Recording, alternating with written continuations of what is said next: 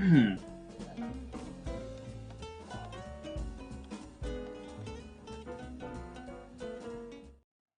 tonight's pack show, we have the Carnival Dream Cruise director, Chris Williams, better known as the Flying Scotsman. Shelley's taking a few hours off grandma duty to be with us and talk about new babies as well as your favorite cruise sports. We have another photo of the week, and Lucas has been visiting Alaska and going dog sledding. We are getting ready for our next cruise tomorrow on the Oasis of the Seas, and more details about our group cruise on the horizon. If you have any questions you would like answered on the show, please post in the comments and we'll get to them. But now, let's get this show started because you're watching Cruise with TV live.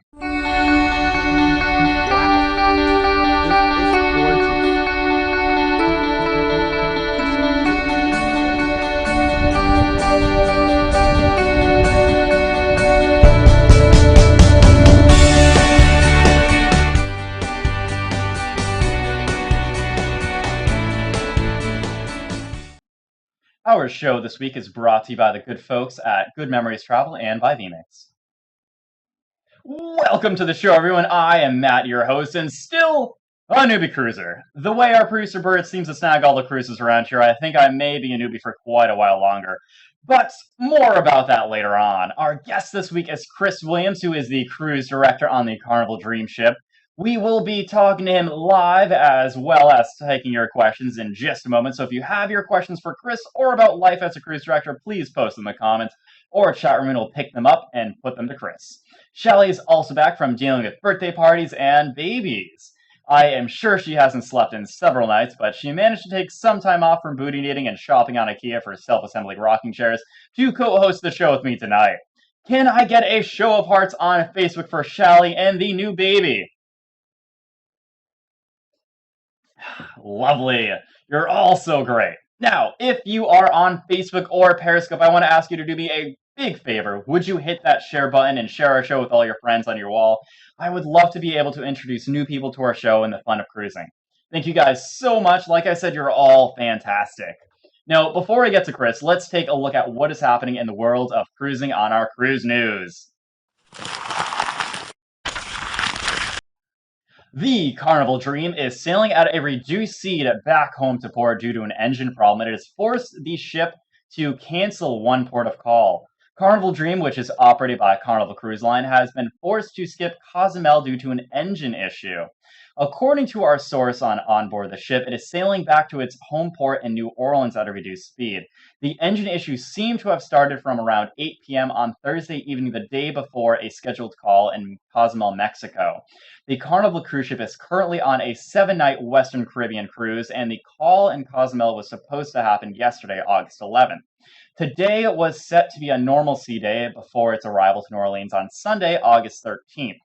All guests on board have been given a $50 onboard credit and had their port fees refunded. We hope they can quickly fix the problem before it heads back out to sea with a fresh load of guests on Sunday. Carnival has come out on top and received multiple awards for its Ocean Original TV series. Carnival is mainly known for cruising, but now its Ocean Original TV programs have gained Telly Awards.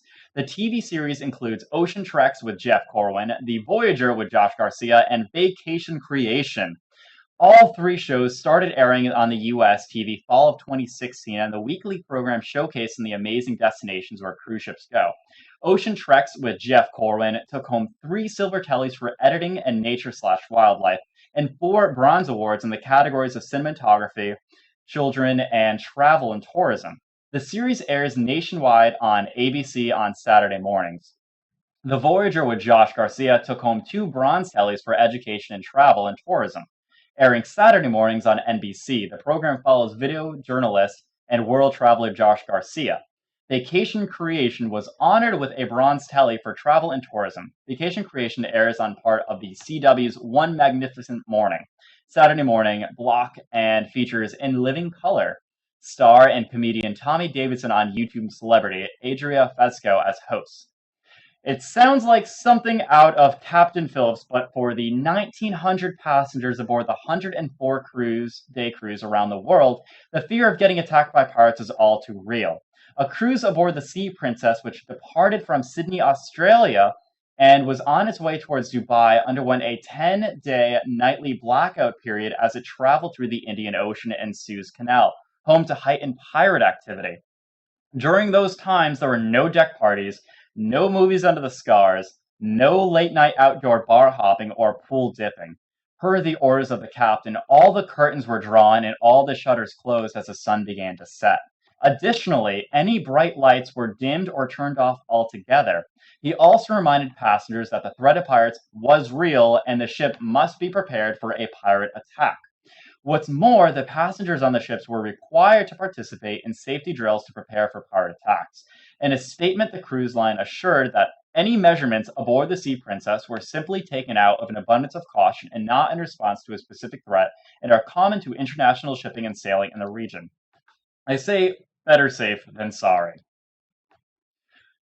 Why use a travel agent over just booking direct with the cruise line? Well, personal service for one, and cash credit back is another. So, whatever cruise you are planning to be on, give Good Memories Travel a call.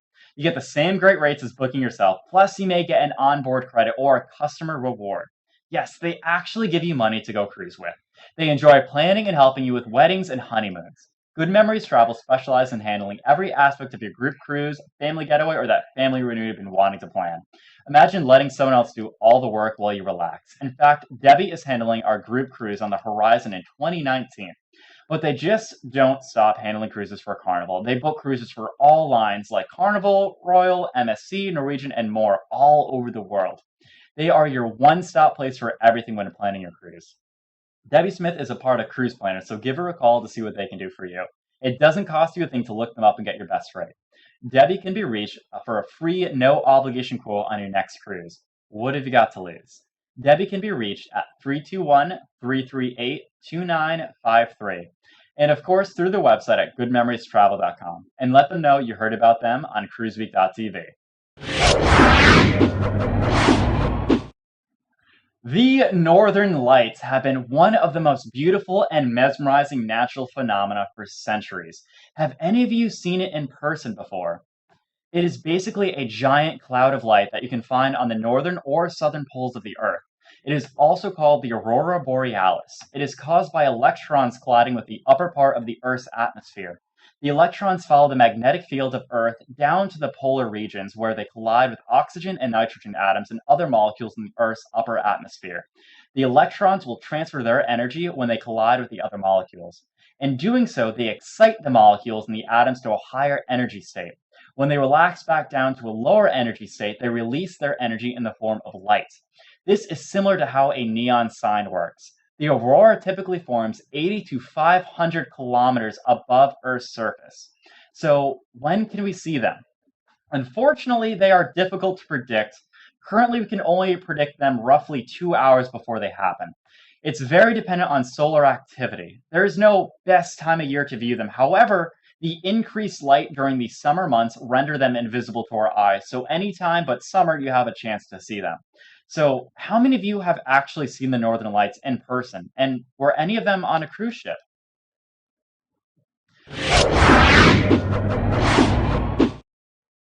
A lot of cruise directors on Carnival cruise ships come from the USA, but our next guest came all the way from Scotland to join the Carnival fleet.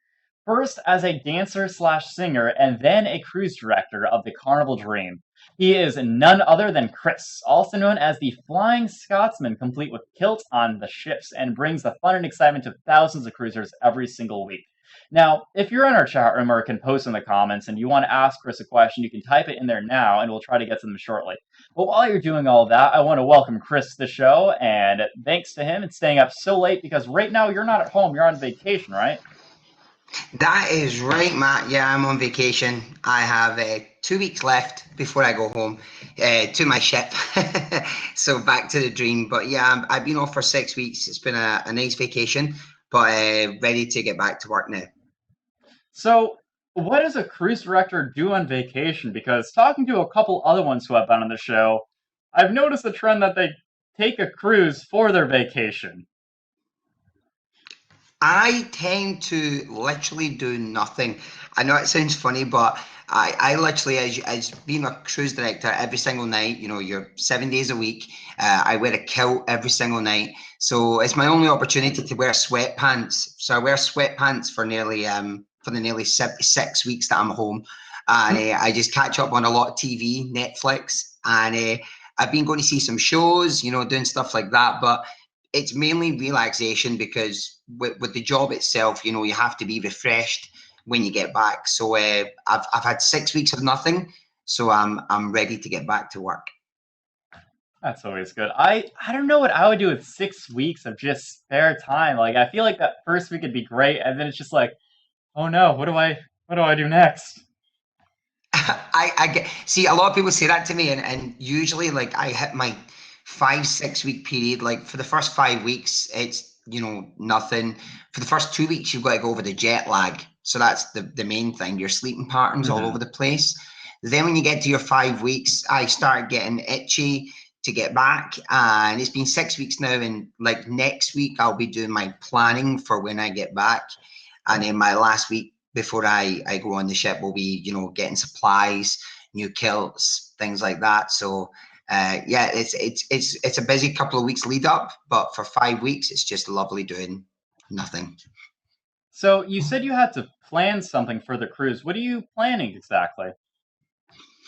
So what I'll do is I'll be joining the team on the Sunday and literally going straight in to work that evening. So what I'll do is I'll just plan my week with my entertainment director, who I'll probably be in contact with over the next couple of weeks to just go through scheduling. I'll then be going through some of my new things that I want to bring to the ship as well. Some new ideas, some new things to add to the entertainment program. So I'll probably spend this week doing that to get ready for when I go back. So let's jump into your career as a cruise director. First, how did you get the name the Flying Scotsman? It's really funny. Well, I've been singing and dancing for like many years since I was like 15. I've been singing in the cabaret circuit back home, and I got the name because my personality is quite high energy. If anyone's ever cruised with me, it's full on like 150%. I'm here, I'm there, I'm everywhere. And basically, I got the name about 10, nearly 12 years ago when I was doing my one man show. I was touring the United Kingdom as a singer, and I had to come up with a name. So I was like trying to find all these different names of what can I call myself, Chris the singer, and the voice and blah blah. And I found this thing on Google, and if you type in the Flying Scotsman, it's named after the very first one of the very first steam trains, and it went from London to Scotland back in the 1930s, and it was the fastest steam train in the world at one point, and it was Hmm. so amazing that it got from one place to the other so quickly. So I took that concept, and from then on, it's just stayed with me. People know me more now as the Flying Scotsman, more as they know me as Chris, which is quite funny. Nice. So I'm assuming you were a singer and dancer. I was looking through some of your profile and reading some information about you when you first joined the ship. How did you transition from singer dancer to cruise director? It was a really funny one. I've been with Carnival now for nearly 6 years, but 5 years as a singer. I met my wife on the ship as well. She was a dancer, and basically we used to sing and dance together for nearly 5 years on different ships. We were getting to a stage where she was wanting to finish up, and we just bought our first home, and we just got married last year, so we wanted to start building a life, but I wasn't ready to finish with cruise ships yet because I just enjoy the life. I enjoy being on a ship. So the position was just there. The offer was there, and I had to think about it. But it's the best of both worlds because I get to be with the guests 24/7, but I also get to sing and dance and perform and still get to do what I love. So it's quite nice. How does being a cruise director and being kind of away from home affect relationships? Because I've seen that kind of trend with a lot of other cruise directors. Is it kind of difficult? Is it understanding? Or What makes mine easy is that my wife has been on cruise ships longer than I have. She started cruising in 2001 with a lot of different other companies as a dancer. So the great thing about that is she knows the lifestyle. So I don't have to talk about the job and talk about the time difference and things like that. But when I do a contract, I do 4 months on the ship and 2 months at home vacation. But in that 4 months of being on the ship, for 1 month of that or 5 weeks, my wife comes on board and stays with me, which is Oh, quite that's nice. nice. So that's the kind of the bonus of it. And the way we look at it is, there's a lot of couples who, basically spend their every day with each other, but they're in 9 to 5 jobs, and they see each other first thing at night, last thing in the morning, Hmm. and that's what they do through their whole life. However, whenever I come on vacation, her job is great. She's a Zumba or a Zumba. I can't pronounce it well, but she's an instructor, so her times are quite good. So I get to spend the full vacation, 2 months with her every day. So we've got used to it now. It's been a year in the transitioning into this, but we've got used to it now, and it's been working really well. Nice. That sounds pretty great. I mean, that's pretty much very similar answers to what a lot of people have said with relationships while trying to maintain it on board. Oh gosh, we are getting bombarded with questions from people. A lot of people have been on cruise ships with you, so that's great. All Uh, right. First question comes from Charlotte Sutan. Sorry if I butcher any names. I am really trying my hardest. She says, Chris, are you going to be doing a CD with your opera songs and other songs? Oh yes, we're in the process of getting that sorted. I do my own rock show, and we're planning to get a DVD of the rock show made. However, as an added extra, there's going to be a brand new afternoon opera show, which is a little bit different for Carnival, but it's something that I'm going to be offering, and we are looking at doing a CD. I'm talking to some people to see how we can go about it and stuff, but it isn't the plans for the future. But hopefully, in the next month or so, we should have a definite answer of what we can do. That's pretty cool. I know a lot of cruise directors do very similar things, with dancing and everything like that, but I don't know that many that can sing well, I should say. And some probably attempt to, but that's really neat, and that's a pretty unique feature about you.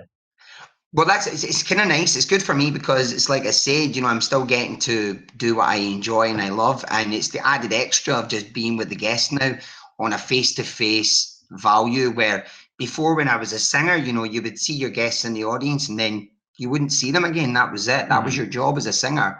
So now it's nice because I'm getting to interact with the guests more, and it makes a bigger difference when they come to the shows. Gosh, we have all these questions are basically asking about like merchandise. Tiffany Chris asks, "What's the status on your shirts? I need to represent my favorite cruise director." And that's also asked by Paula Hensley as well. So a lot of people want to get some swag from you. Yeah, and it's something I was looking at for a while. I got this design made. It's on my Facebook page. So, this T-shirt design, we're actually me and my wife are in the process of doing that this week.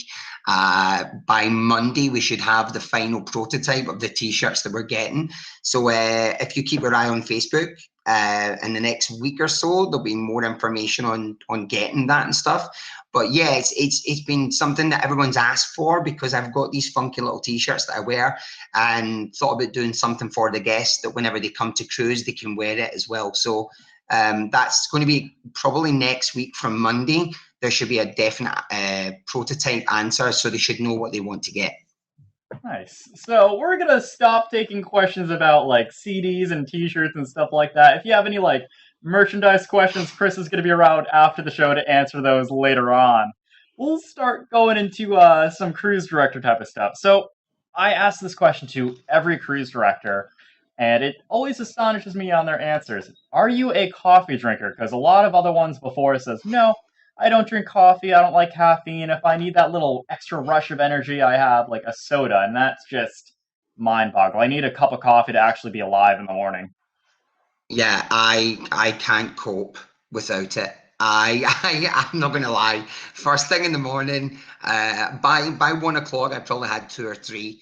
By probably 5 o'clock, I've had about five or six, and then I probably have one in the evening as well. I don't drink alcohol, so coffee is my thing. So I'm always at the coffee shop, and it's the best place to meet the guests as well. Hmm. So that's a nice thing. I meet the guests and have a coffee and chat and stuff. But these cruise directors that tell you that they don't use coffee are lying. That's all I'm going to say.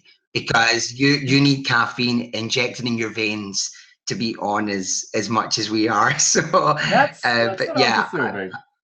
It's yeah, definitely. That's how Bird gets me going in the morning. He's like, "Okay, we're gonna be up at 8 in the morning to do a lot of filming." I'm like, "I don't know about that. I'll buy you a coffee. If it's an Irish coffee, I'll do it. Fine. Okay, whatever." You It can always get through gets me it. up. You can suffer for that, definitely. Oh yeah, definitely. So, so right now, you're currently on vacation. Are you going back on the same cruise ship or are you going to be on a different ship? I'm going back to the Dream. The Dream is my ship. You know the way cruise directors work. You know, you end up moving from ship to ship, and then you find your place. You know, I was lucky enough to find mine like right away. So the Dream is my ship. I'm there until December 3rd of this year. And basically, it's a kind of shorter contract because usually I do 4 months. But because I had to stay a bit longer on my last contract, I had to go to the Vista for a month. I'm having a bit of an extended vacation. So I'm on the Dream until December 3rd, and I go back there January 21st. That's the plan of action. So the Breeze had an engine issue. What does that mean for future guests exactly? And that was asked by Jeffrey Holland. Yeah, well, it's just some of these things that always happen. You know, things happen. I've been touch wood. You know, I've been lucky enough that I've not had anything major happen when I've been on a ship. It's funny that things happen whenever I leave. I don't know if that's a superstition thing, but basically, that I know that the team pulled together whenever something like this happens, and I believe that everything's back. You know, hopefully back to normal now and ready to bring on new guests on Sunday to start again with the next cruise. And I know what it's like whenever we get stuck with these situations. Like when anything happens, when you miss a port, and I've had that many times now as a cruise director, it's hands on deck, pardon the pun, but the whole entertainment team pulls together Hmm. because we want to make sure that our guests are still getting their money's worth for the Hmm. vacation. So we try and give them that little bit extra to try and dampen the blow of missing a port of call. So that's probably what they'll be doing today. I was speaking to a few friends who are on there at the moment, and they're working very hard. They were upset because they're all looking forward to go to Cozumel, like the guests as well. The crew love getting off, so they're pulling together as a team, and just trying to make sure that our guests are happy, and it should be back up and running on Sunday for our new batch of guests. How does that affect kind of the morale of the staff? Because I imagine, a lot of port days are kind of when staff get to relax a little bit and kind of calm down. Does that cause a lot of like, oh no, we were expecting a snow day or something like that, and now school's back on in session? It's kind of weird. It can work different ways. Sometimes it can be like that where I've had a situation where we've looked forward to going to somewhere like very, very exciting. I remember it was something like San Juan in Puerto Rico, and we were all super excited to go because they've got really nice shops and restaurants. And then we missed the port because of bad weather, and things like that can be a real dampener. So as a cruise director, trying to build your team back up again in those moments are quite hard. But if it's something like, we miss a Cozumel or we miss a small thing like that, it's kind of funny how much more the team give. And I think it's because the reaction from the guests is they want to enjoy themselves a bit more because they know that they've not been able to get off. So they kind of let their hair down a Hmm. bit and go, oh, well, if I can't go off, I'm going to try and enjoy myself. So already it kind of makes our guys' jobs easier. So they kind of go with the flow. And it's only, it's happened like 3 or 4 times to me now as a cruise director. But it's a hard thing because you have to just literally go to plan B, but you've always got a schedule ready if anything ever happens.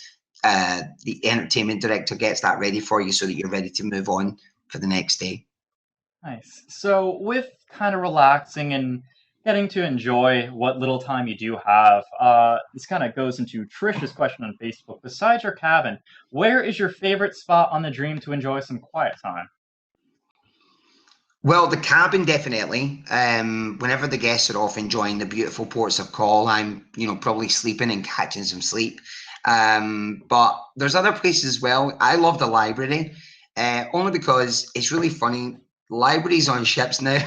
I believe in the next 5 years there'll be no such thing because everything Hmm. is ebooks and Kindles.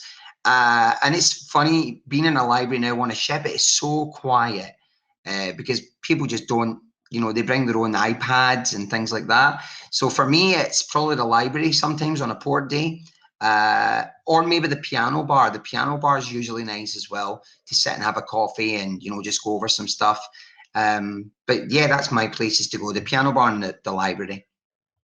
We usually try to do some of our promotion videos in the library because it's relatively dead. There's not a lot of people that go to the libraries on the cruise ship, surprisingly enough.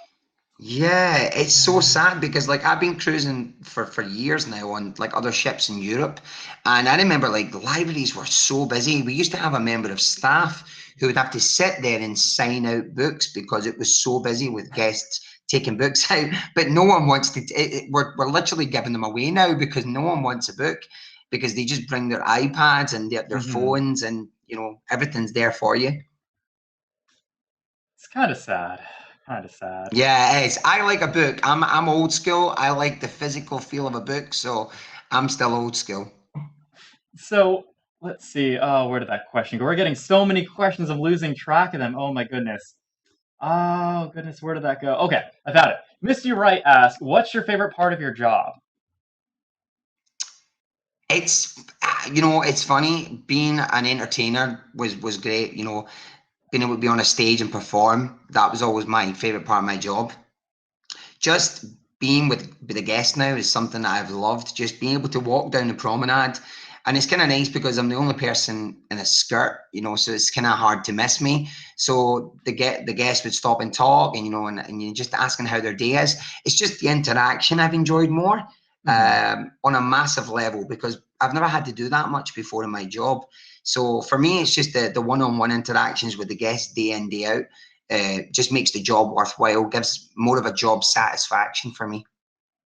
I would imagine to be really difficult to always kind of be on for the guests. I'm a type of person where it's like, okay, I need my coffee, then I can talk to people, but I also I'm pretty introverted, so I need my alone time for a little bit. So it's kind of like Yeah. I don't think I have it to be a cruise director, maybe bartender. It's well, it's funny. A lot of people say that, but I think like it depends on what background you've come from. I've come from a performer's background where it's old school. Like as soon as you leave your room and you're on display in front of a guest, you're on. That's the start of your day. But some people treat it like, okay, I've got to be nice now. But the way I see it is, it's where I just get to be myself, Hmm. and just don't put any, just no airs and graces, no putting on a show.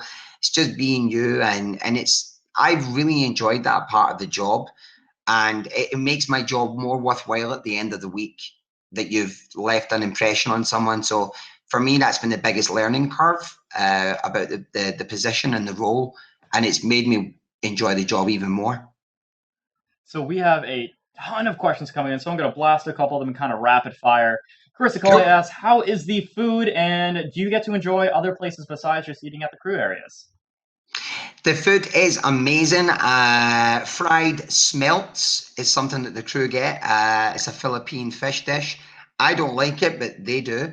And I enjoy a lot of the foods, like the specialty restaurants, but I live my life in the sushi bar. That's where I eat. I definitely understand sushi bar. I love sushi too. It's one of my favorites. I'm actually getting sushi tomorrow. Yeah. Chris Acoli asks, "What is your favorite event to hold on the cruise ships?" Ooh, that's a tough one. It was. I enjoyed all the kind of the shows, and I do my trivia parties, but my trivia parties are very different. They're like a full-on production show in the atrium where I dress up as Tina Turner and I come down from the glass elevators and Oh things like God. that. So I enjoy all that aspect. But my brand new thing that I really love is lip sync battle. I opened it on the Dream 2 months ago, and I love it to bits. It's such a great production, very, very professional. So I'd probably say lip sync battle and my own show, the Flying Scotsman show. I would love to see you coming down to the glass elevator in a wig. Nick Yeah, Brunel it's asks, quite "I am fun. amazed how Chris knows a lot of people by name. How do you keep track of everybody's name?" It's kind of funny. I learned from a great cruise director. Her name is Jamie D. Jamie D is a very good friend of mine, and she was very good at it as well. You know, it's basically just making sure I've got quite a good photographic memory. So I'll remember guests by maybe the color of their t-shirt or a hat or something. So I'll go, hey, there's Robert, the green hat guy. So whenever I see the green hat the next day, I'll go, hey, Robert. So I kind of do things like that. I make sure that I pick up on a lot of things and, you know, take their names so that there's nothing better than someone knowing your name. It just makes that Mhm. personal level one-on-one much better. We absolutely love Jamie D. She's been on before, and she's absolutely amazing. And everyone always seems to know Jamie pretty well. She's like famous cruise I director. love her. She was my cruise director on the Carnival Sunshine 4 years ago, so I love her to bits. So we were talking to you before in the pre-show about some embarrassing moments. So can you go over your most embarrassing moment? My most embarrassing moment is a classic. It was when I done my Flying Scotsman show. Everyone always asks me, the guests always ask, what do you wear under your kilt? It's a common question. I get it all the time. And of course, you know, most true Scottish people would not wear anything, but most true Scottish people haven't been on a Carnival cruise ship. So that's, you know, that's the thing. People just lift it up when they're drunk and it's not good. But one time I thought, let's give off the illusion that I'm not wearing anything. So I wore these flesh colored pants that I used to wear as a dancer. And I was doing my show, and one of the numbers was Elvis, and there was an older lady. She must have been like in her 80s, and she came running towards me as I was singing. And I didn't know what she was going to do. I thought she was going to tackle me, but she jumped in the air and wrapped her legs around me. So I was holding her, I was like holding her up in the air, and all of a sudden she was slipping. So I tried to lift her up, but as I lifted her up, my kilt started riding up my chest, and it looked to the whole audience that I had no underwear on. So the gasp from the audience was deafening. And then I had to just tell the guests for the rest of the show that I was definitely wearing pants. So that was quite embarrassing. That I was not expecting that. I was sure it was going to be kilt related, but that's a whole another level, especially random women Yeah. jumping into your arms. That's Yeah, it was crazy. It was a wild moment. God. Okay, final question. This comes from Jennifer Edwards on Facebook. She says, "Is Facebook and YouTube vlog the only places to follow you?" Those are the main places, but I've also got Instagram as well, which I post pictures now and again. And I've now jumped on the Chappy Snap or Snapchat, whatever you call it. I've jumped on that bandwagon. I call it Chappy Snap. It's just easier to remember. So I've joined the Chappy Snap revolution, and I'm doing that at the moment. So I'm enjoying that. But yeah, Facebook and YouTube are my main things. YouTube for my vlogs, and just Facebook for everything that you need to know. Hmm. And you said you're going to be on a bit after the show too, and just to answer some extra questions too, correct? Yep, no problem at Awesome. all. Nice. Well, thank you so much, Chris, for coming on. We really appreciate it quite a lot, especially staying up a bit later than most of our guests. It's no problem whatsoever. I'll probably stay up for a bit after this anyway. The wife's in bed, so I'll probably watch some Netflix and then go to bed. If you want to follow Chris on his journey and his weekly vlogs about his ship life, you can go to his Facebook page, which is the Flying Scotsman CD, and we will have a link to that notes below at the end of the show, and it's also right there. Since we had such a massive amount of photos sent to us from the last CCPPF Carnival Cruise Passenger Feature group last week, we decided to choose a second photo from the group this week. Either that or Bird was being lazy, which is possible with this cruise coming up. I have my thoughts on that, but anyway, the photo of the week comes from Cynthia Williams, seen here just floating in the amazing crystal clear blue ocean. It makes me really want to go on a swim right now, but can't do that unfortunately. If you have a great cruise photo, keep an eye on your Facebook groups as we pick one each week, and then choose from the many photos that people post in there. This show and all of the wonderful abilities we have to bring in guests remotely would not be possible at the level we do without vMix. vMix is the live production software that powers our live show and many other high-end productions. From church services to football games, more and more live productions run on vMix. What Bird really liked when he was trying to improve our show was that they give you a full 60-day trial of everything. That way you can test it out risk-free before you buy for 2 full months. They then have systems starting for just $350. If you're going to do any sort of serious live streaming, you need vMix. Try it today at vmix.com. So we may have missed my co-host, but she's been busy at a retreat in the mountains entitled 20 Ways to Smuggle a Baby on a Cruise Ship with a Bottle of Wine. And for those that follow her on Facebook will know that she has recently become a grandmother. Shelley, how does it feel that your kids now have kids? It's amazing. That's all I have to say. She's beautiful. She's so cute. It's something that we expected to happen. My son's pretty young, but we're gonna, it takes a tribe, right, to raise a child. So we're all in it. So we're all gonna support it. And she's really, really cute. She already has little outfits, but she's super cute. There she is. You saw her in the background. Her name's Lily. That's a pretty nice name. Yeah, my granddaughter, not my grandson. I am sorry. I only have, a couple moments to prepare for different things, and mispronouncing words is, it happens sometimes. It happens sometimes. Anyway, so what have you got to talk about today for us? Well, it's been a while since I've been here. The last time I was supposed to be on the show was for we were going to send a video in during our river trip that we take with a bunch of our cruising friends that we do every year, and it things just didn't work out. It's you don't get a good signal down there, and when you're in the canyon and everything, so we weren't able to do that show. And so then I was scheduled for the next Saturday. And of course, that's when my granddaughter was born. So I was telling Bird, like, sorry, I'm not going to be there. I'm going to be a bit busy today. Yeah, got something I got to go take care of. So I wasn't able to do that. So, but my original show was to talk about excursions and fun things to do, because I've been on a lot of cruises. And I've been to a lot of ports of call and done a lot of things in a lot of different places. So I wanted to give there's tons more than what I have written in my notes. But these are the places that I've been personally and that I can vouch for, give a review for. I realized when I was making my notes that I've been to Cozumel 17 times.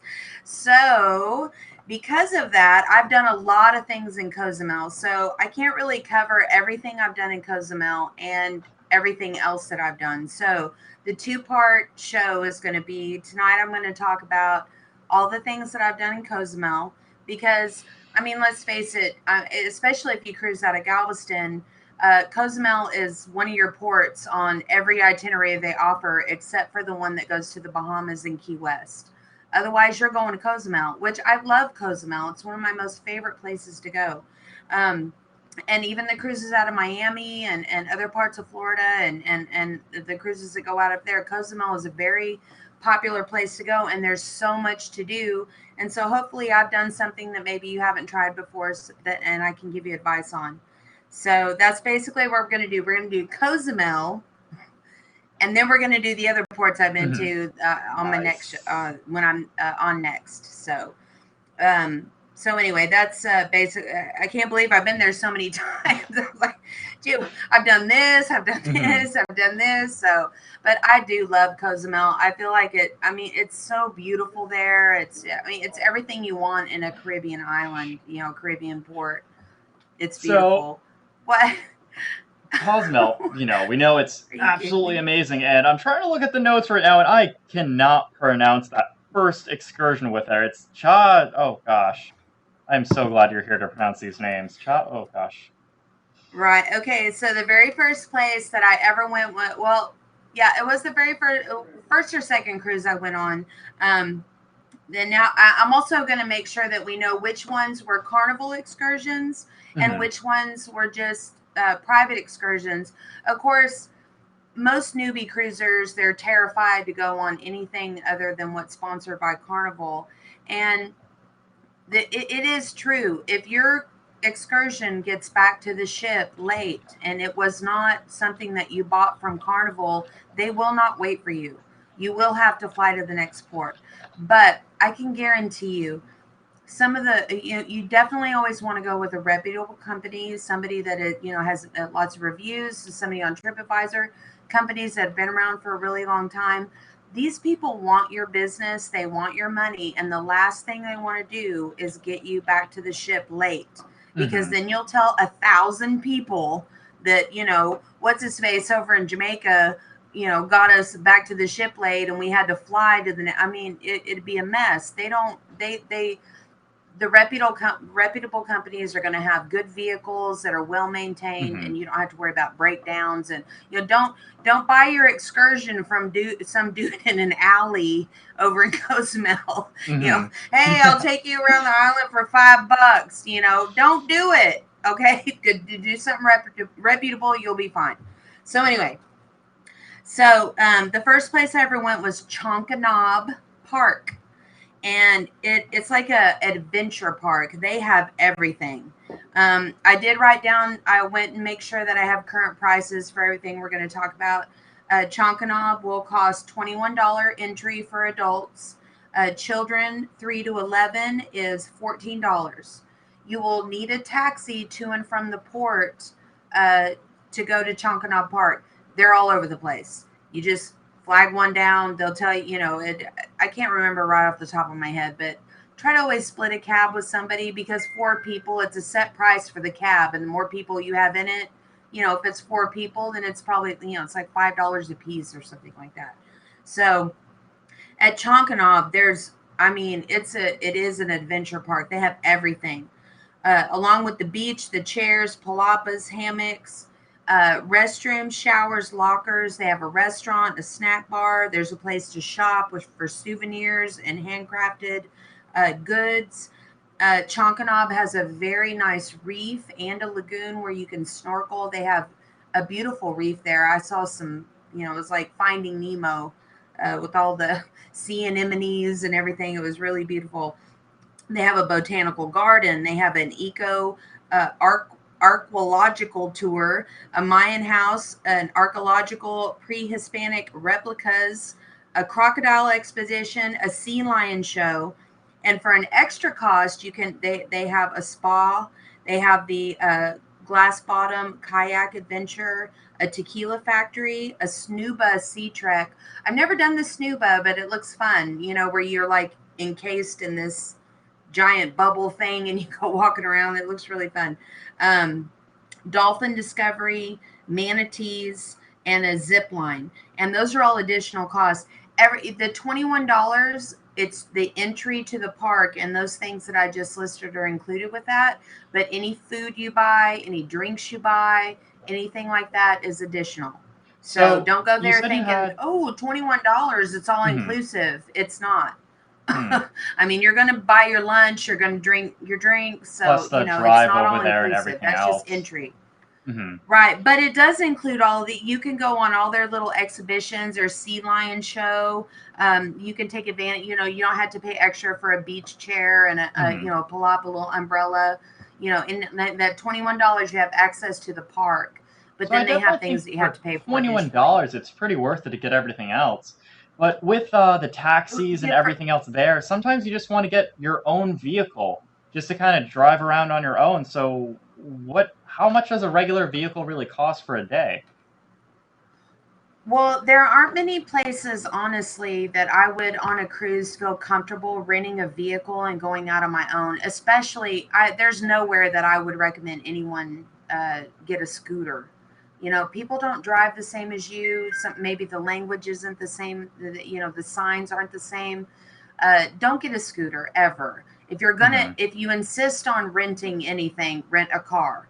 But there aren't many places I do that. Cozumel is one of them, and I've done it many times. It's a very safe place to go.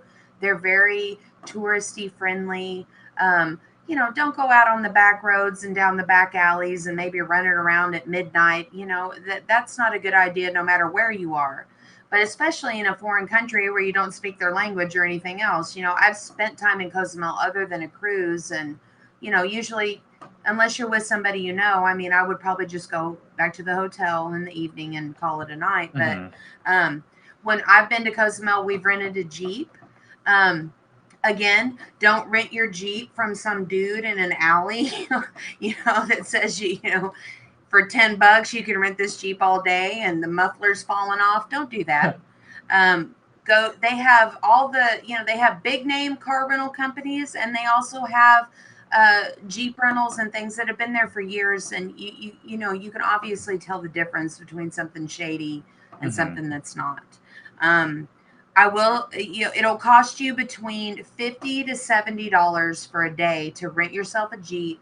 Cozumel's an island. There's one road that goes in a big. If you're facing the cruise ships and you're out on that main road, take a left, and you'll make a big giant circle and go all the way around the island. There's all these bars on the other side of the island that are only really open during the day because they run on generators. They don't even have electricity out on that side. And they're some of the cool. We're going to talk about that in a minute. Some of the really coolest bars on the other side of the island. But you can get there in your own little Jeep that you rented. Just make sure it's a reputable place and the Jeep isn't falling apart, and you'll be fine. Cozumel to me is a very safe place to do that. With the driving on Cozumel, when we were with Adrian, I thought it was quite interesting that they have open containers law where it's not illegal to drive with an open beer. It's just illegal to get into car accidents if you're drunk and everything of that nature. So with, driving around and different things like that, maybe I shouldn't have told you that. Anyway, so I'm being sarcastic. Of course I know that. We were driving around. We had a Jeep we spent 4 days there for my wedding anniversary. We had a Jeep the whole time. Adrian hooked us up. He was our chauffeur.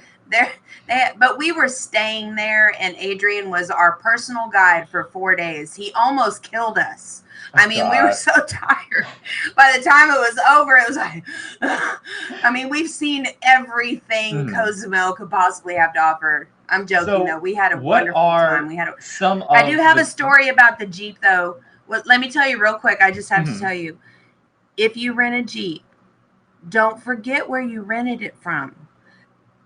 Don't be the ones running down the pier because you couldn't find the place. Like, what was the name? Where did we couldn't find it. My friend couldn't find it. It was my friend that happened to. We were running. Make sure you remember the little street you turned on. You know exactly where you rented the car from, so you're not late. Thank God my friend wasn't late to the ship. So, whew. So was that due to bar hopping around the island? And if it was, what are some of the good bars to actually visit around the island?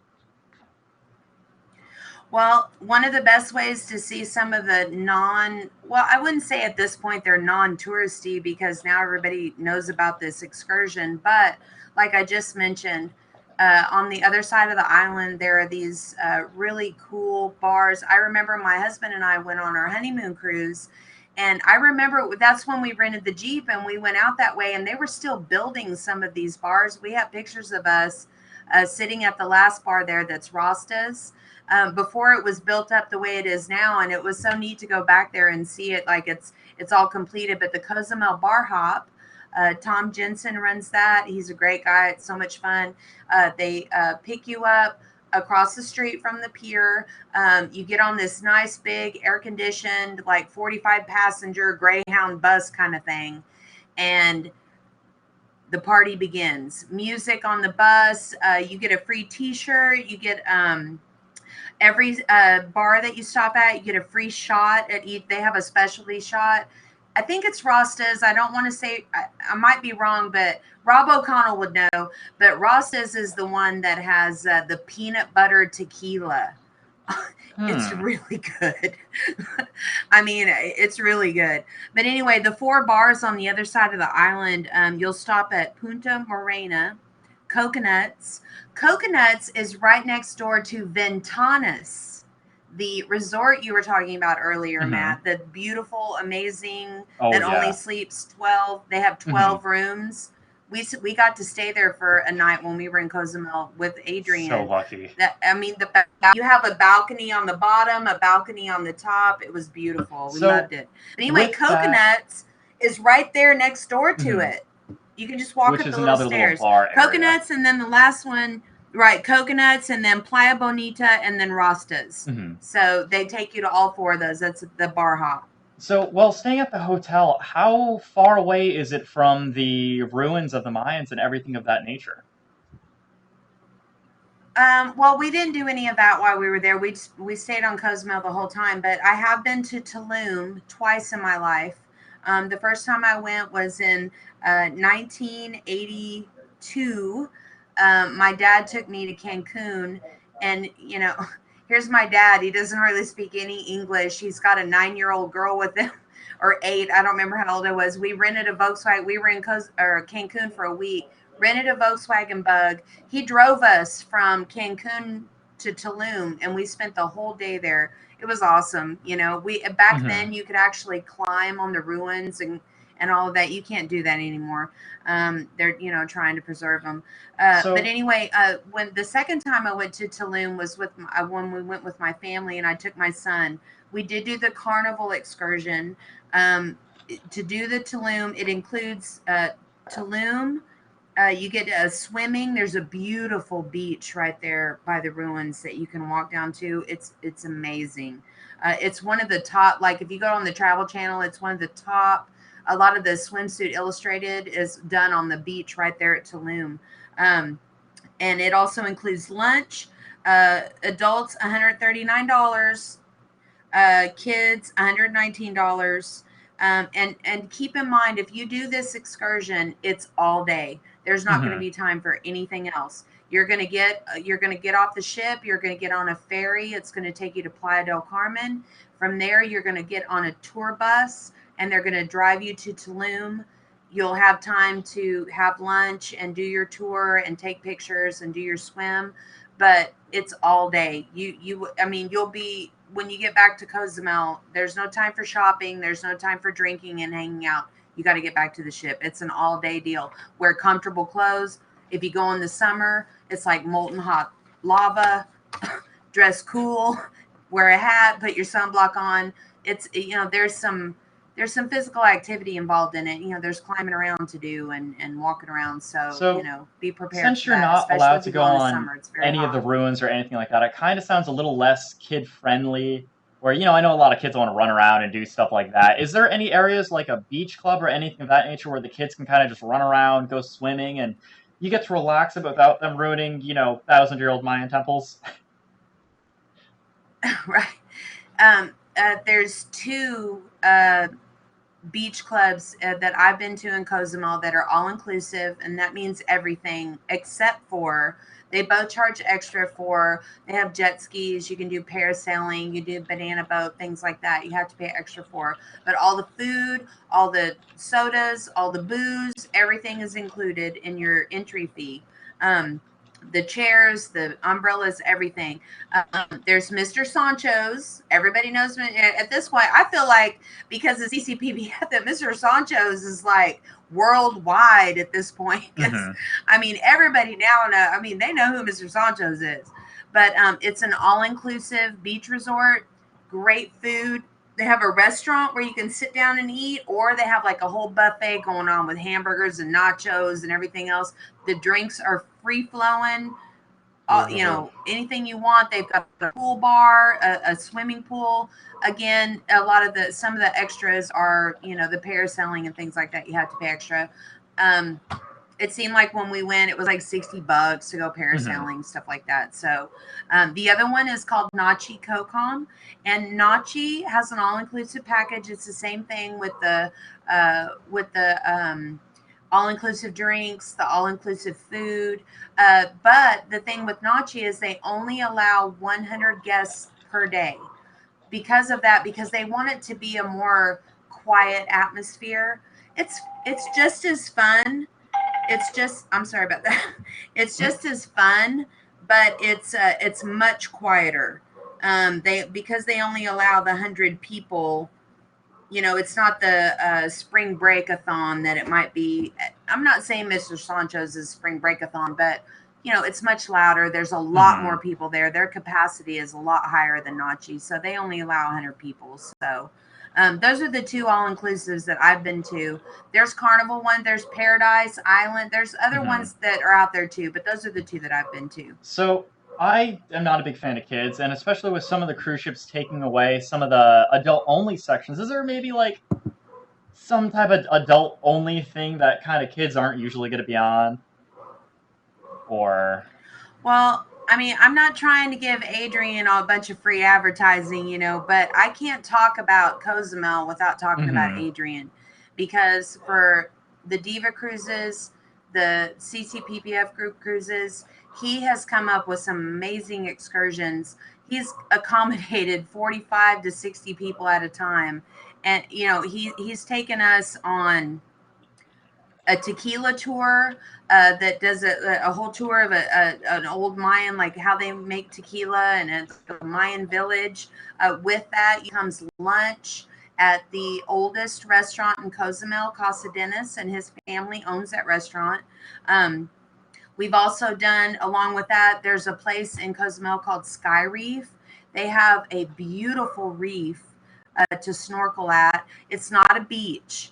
It's like you're really on the edge of the reef. So, when you get there, they have chairs and all that kind of stuff, but I know y'all can probably hear my dog barking. I don't know why anybody hasn't grabbed her yet, but we'll get to that later. But anyway, so Sky Reef, and they have access to the reef. It's like a little pier you walk out on. You have your snorkeling equipment. They have the best seafood ceviche I've ever eaten in my life. It's got scallops and shrimp and octopus and fresh pico de gallo and lime juice. Oh, it's delicious. And with the tortilla chips. I know you're a foodie, Matt. You would love it. It's so good. It's the best ceviche I've ever. It's like so fresh. Like they caught that octopus out on the reef. Absolutely love to try that. I've been wanting to go on so many different tasting tours, but unfortunately we are really running out of time. Tell us a little bit about the eel rider before we finish. I'll just say Adrian's done the Sky Reef. He has a boat called Andiamo 1. He can customize a tour for you on his boat, go snorkeling. He's taken us on a catamaran, a beach snorkel deal. He's done everything. You can contact him through Facebook, Adrian Cozumel. Andiamo 1 is the name of the boat. There's a Facebook page for it. He's a wonderful, safe, funny, great guy to go on an excursion with. The last thing would be, if you're a motorcycle enthusiast, Eagle Rider in Cozumel, you can of course you have to have your motorcycle license, but you can rent a motorcycle for the day. You can go on a tour by yourself, or you can go on a guided tour. So a lot of people out there like to ride. That's a lot of fun. Rent a Harley, see the island. That's a lot of fun too. So I didn't mean to go on, but we've been to so many fun places. So, well, we appreciate you taking the time out of your fun-filled grandmother duties to be our co-host again, and we look forward to seeing you again in 2 weeks. 2 weeks, we'll do part 2. We'll talk about something other than Cozumel, but just 17 times. So I had to do that one separately. See you later. So we are going on our group cruise in 2019, which may be my 3rd cruise. Depends on if Bert actually lets me go on a cruise beforehand or not. I think he's very prone to making me a newbie cruiser for a very long time.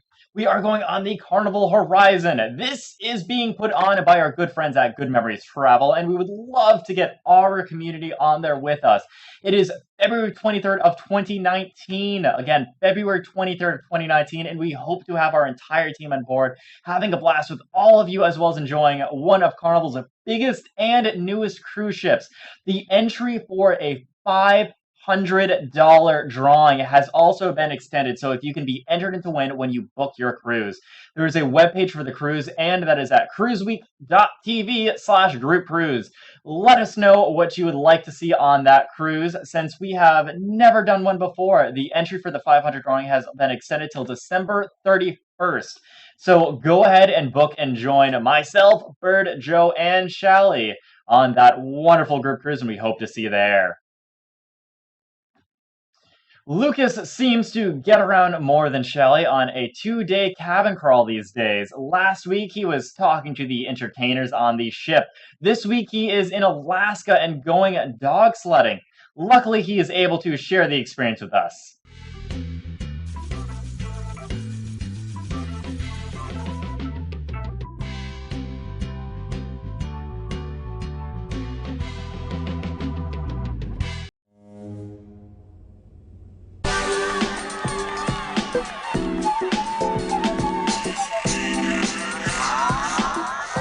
Hey guys, it's comedian Lucas Bohn here, and I am reviewing the sled dog excursion tour that my family and I took in Skagway, Alaska. Skagway was absolutely beautiful. We had one of the best days I have ever seen in Alaska. It was about 72 degrees, absolutely sunny, not a single raindrop, which was amazing for this time of the year in Alaska. I brought my family on the cruise with me this week, and I had my 2.5-year-old daughter, and we wanted to do something that we thought she would be interested in, so we did the Alaska Sled Dog Experience. This was cool because, as you can see, the dogs actually are training for the Iditarod, and they are pulling these huge wheeled, they're almost like golf carts, but they're made out of metal. They're pretty heavy, and the mushers, would push them, and that's how they train them to get ready for the Iditarod. Those are my two nephews, and this is me hanging onto the back. And as you can see, the dogs are doing a slow pace right now because there's a tram up in front of us. Really, really cool. The scenery was absolutely amazing. We went to a little lookout point, which you saw earlier. And then this is really the part of the tour that really got everybody excited, and that was you get to see the puppies. And those are my two nephews right there, Kyle and Ryan, and my daughter Ella is a little hesitant about petting the puppy. These puppies were a couple weeks old, I think 2.5 to 3 months they said, and you're going to see in a couple seconds, you're going to see the newborn pups, and some of them have barely opened their eyes, but my daughter Ella absolutely loved those little guys, and so yeah, you can see she's a little hesitant. And here are the little ones. These are absolutely itty bitty puppies, and the two nephews right there, Kyle and Ryan, and then Ella, of course. Those puppies just snuggled right in. She absolutely loved them, and have some pictures coming up. If you have a family, I think this is a great tour. It's about 3.5 hours. They take you up on a tram. You get a nice overview, and then you get to pet the puppies and ride in the makeshift sled. So I highly recommend it to anybody with family. My wife and I adopted a dog. She has 3 legs. She's awesome. Last week she caught and killed a rabbit. My wife got very upset. She's like, she killed a rabbit. I'm like, don't cry for that rabbit. That rabbit sucks at being a rabbit, okay? How did they get caught by a 3-legged dog? I'm sorry. Like, listen, rabbits eat carrots. Carrots make your eyesight better. What, that rabbit couldn't see? My dog only had 3 legs? I'm sorry. Rabbit, you got to zigzag, jock, and weave, because my dog can tip over on one side. She can't. She got no traction. She can't. She's an awesome dog. She loves other animals. She accidentally got into a fight with a Rottweiler they called the cops. Now, I love my puppy. I'll lie for her. The cops came to our house, and they were like, son, we need a report. And I was like, officer, I'm going to be honest with you. I don't know what happened. But when my dog left my yard this morning, she had 4 legs. Pretty sure whatever went down was in self-defense. Thank Lucas, and remember to thank Lucas on his page for taking the time to make these videos and share these videos with us. Lucas will be joining us live on the show in a few weeks, so you'll be able to chat with him and put your questions to him. I am definitely looking forward to that. Be sure to follow Lucas on Facebook and the link below. So, next week's guest is... oh, it's just Bird. Yes, our producer Bird will be on the Oasis of the Seas, and we will have some guests with him as he talks about one amazing week that I will not be going on, and he will be returning back to the ship for the 2nd time. This time with a new balcony camera and some amazing tours. To catch all of the live streams and the best possible coverage, head over to cruiseweek.tv/watch live. Bird will be busy all week, And we'll be live on the ship both for our Wednesday show and the Saturday show, which again, I will not be on the cruise ship and I'll be in Florida by myself. How many people in our chat rooms have been on the Oasis before? Make sure you put that in the comments below. I would love to see that. And also, if you guys are interested, it is at cruiseweek.tv to check out all of the live streams and the balcony camera. If you want to follow us on our Oasis cruise, we have a calendar posted showing what times where we will be and a live streaming from the ship. If you go to cruiseweek.tv/watchlive, you'll be able to scroll down and see the calendar of events each day and follow Bird's amazing cruise that I will not be on. I want to thank Cruising Cat from RC Periscoper Group for helping us out over there in the Periscope chat room. If you want to see a lot of live streams from people on ships, head on over to RC's Periscoper Group on Facebook for a list. And if you know someone who will enjoy watching the show as much as you, be nice and share the link to their Facebook wall, or just share it to your wall in general so they'll be able to enjoy it. Please like and subscribe our YouTube channel. Just by doing that, it really helps our show, and also you are entered to win any future contests as we go by our YouTube subscriptions. That supports our show and helps keep the show alive each week. This brings another episode of Cruise Week TV to an end, and make sure you guys join us on the Oasis of the Seas all next week that I will not be on, and for our main show next Saturday. And as always, guys, we'll see you on the ships.